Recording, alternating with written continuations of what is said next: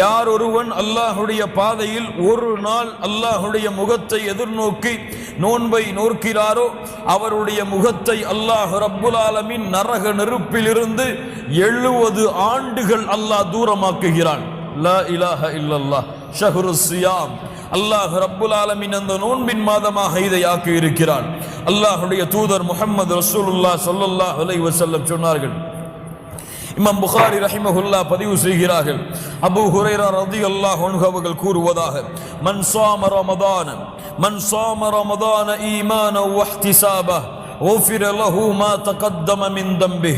யார் இந்த ரமதானுடைய மாதத்திலே நோன்புகளை நோக்கிறார்களோ அவர்கள் முன் சென்ற பாவங்கள் அனைத்தும் மன்னிக்கப்படுகிறது.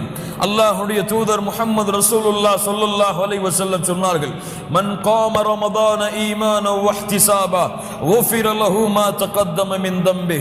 யார்